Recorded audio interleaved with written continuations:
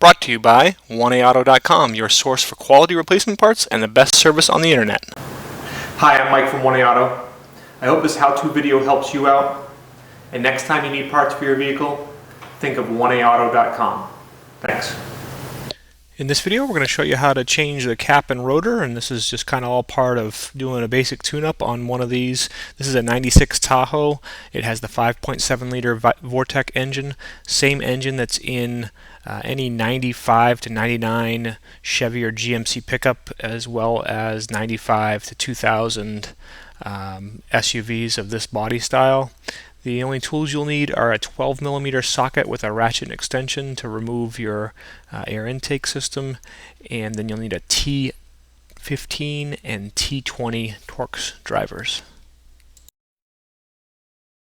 Okay, we're going to start out, take off your air cleaner cover here. Then we're going to unplug this, reaching down underneath, and you can grab the little clip that holds it on, pull the clip back, and disconnect that. Disconnect this up here. Okay, this comes up, and we're also going to disconnect this hose right here. Okay, and then you're going to want to remove this nut, the silver one, right down in here. And just fast forward here as we remove that. That is a 12mm nut.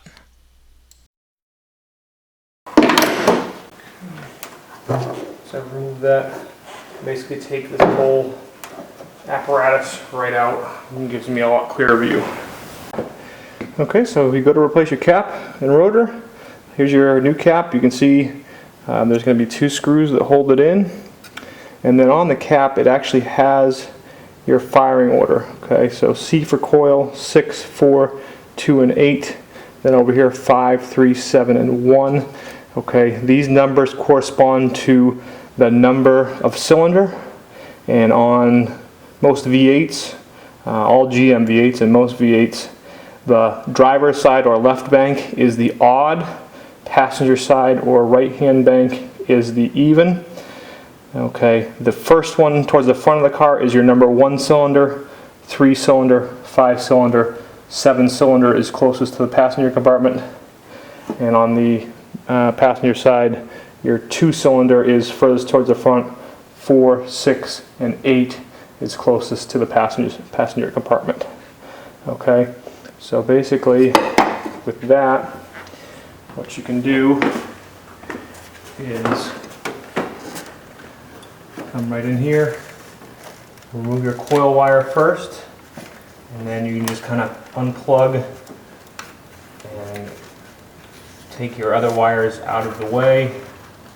And the wires you kind of twist, try and give them a quarter of a twist as you're unplugging them.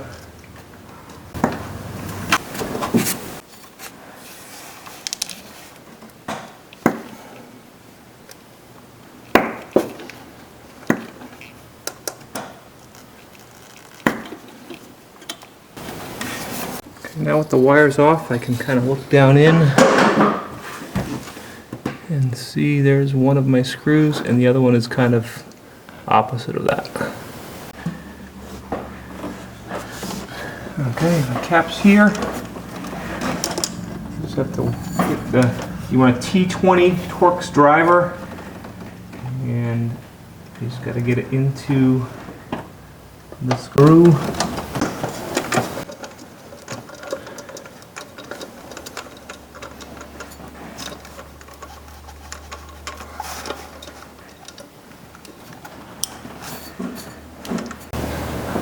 Okay, I'm just going to fast forward as I remove that other screw from the back side, and so you know I am standing on a stool so I can get into the engine compartment this far.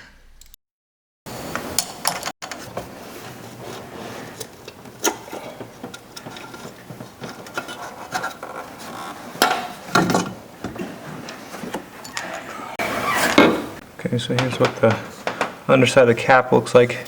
You can see how these are kind of gray and scored. Okay, so now go down to a smaller T15 Torx Driver, and there are 2 screws that hold the rotor on. Okay, and I'm going to speed it up here again as I remove those screws. You want to note which way the contact is pointing on your rotor, and it just makes it easier when you go to put the new one on. Just make sure it's pointing generally the same way.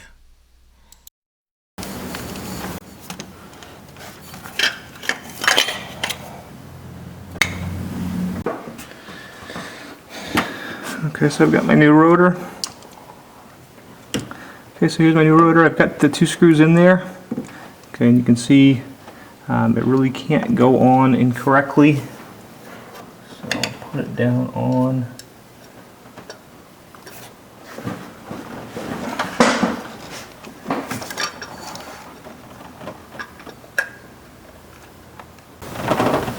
And at this point, it's just about as simple as it looks. You put it back down in place the way it was. Make sure you get those screws lined up, and then tighten them up with your T15 Torx Driver. You want to make them nice and tight. You don't have to over tighten them, but they should be nice and firm.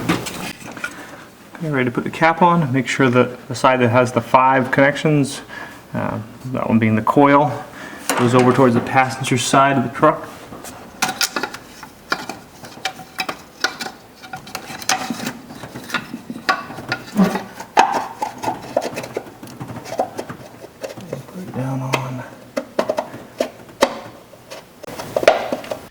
And again, just speed up here, put the rotor on, or I'm sorry, put the cap on, and then take your T20 Torx screws, put them into your driver, put them right down in. You can see I'm using a magnetic driver. Put them down in and tighten them up. Okay. Now you just want to basically follow each wire up. Let's see.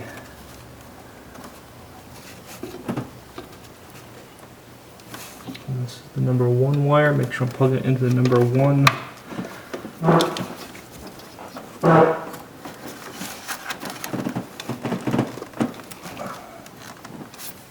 Receptacle. Okay, and this goes back to what I said before. On the left side or driver's side, the spark plug all the way towards the front is the number 1 spark plug. The next one's the 3, 5, and then 7 is the rearmost. So you just make sure that you follow the 1 plug all the way up, or the wire that's connected to the number 1 spark plug. Follow it up. Make sure you connect it to the number 1 receptacle on the distributor cap, and keep going that way. And then I just switch over to the passenger side. Same thing on the passenger side. I do the coil first, and then the furthest forward spark plug is the number 2 spark plug. Just follow it up and make sure you connect the wire that's connected to the number 2 spark plug to the number 2 terminal on the distributor cap. And that goes the same for the 4, 6, and 8. 2 being the furthest forward and 8 being the furthest rearward. Okay, and after that, put your air intake back together. You can put it on into place. Make sure you reconnect both of the connections, the airflow sensors, and put it back into the air box. Tighten up that 12mm nut. Reconnect the PVC. Put your air filter in and your air box back together. And even though I didn't loosen any of the clamps on the air intake hose, I did check them and I found that one was loose. So just make sure you tighten up all those connections and check them. We hope this helps you out. Brought to you by www.1aauto.com, your source for quality replacement parts and the best service on the internet. Please feel free to call us toll free 888-844-3393. We're the company that's here for you on the internet and in person.